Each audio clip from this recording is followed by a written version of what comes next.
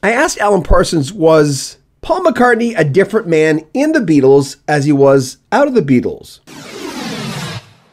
Alan was at Abbey Road Studios working on the last two Beatles albums, and then went on to work on Wildlife and Red Rose Speedway from Paul McCartney.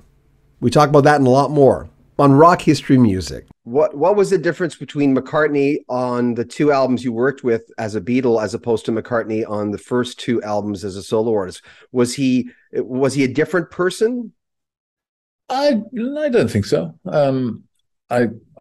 I obviously knew him much better when I was working with him as a solo artist. I mean, when I worked with the Beatles, I was just a tape operator paid to keep his mouth shut.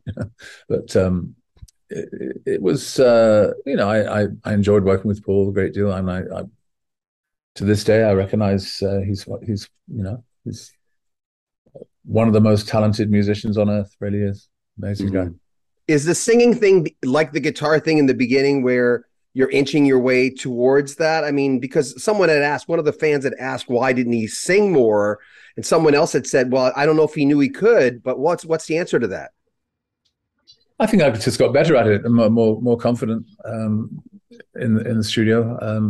There's the studio environment. You can do take after take until it's perfect. I'm more concerned that people might not say I'm a great singer in the live shows, but I'm reasonably confident that I can do the job.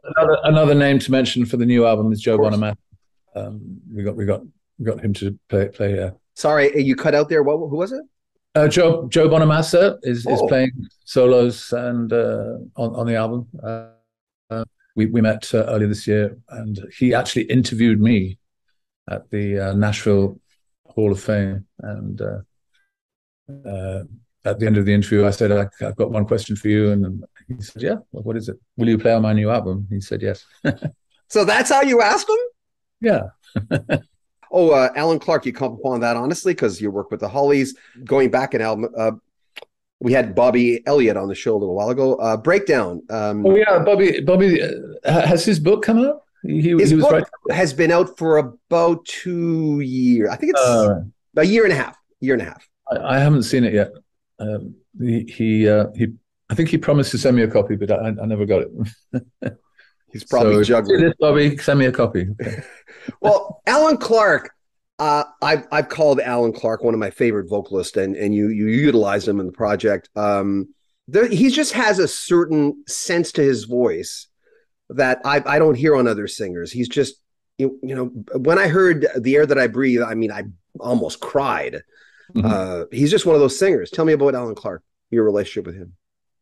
Well, obviously, I did must have done 3 or 4 albums with the Hollies, so I got to know Alan pretty well. But he jumped at the chance to sing Breakdown on I, Robot, and I think he did a fantastic job.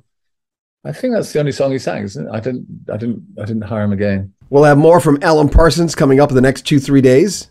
This series will also feature older clips from our first interview with Alan about a year ago, and clips from not the most used singer for Alan Parsons, that was Eric Woolfson, Alan Parsons' partner, but Lenny Zakatek, who sang a lot of their popular songs. We talked to him a couple of years ago, and we thought we'd fit some of those clips into this series.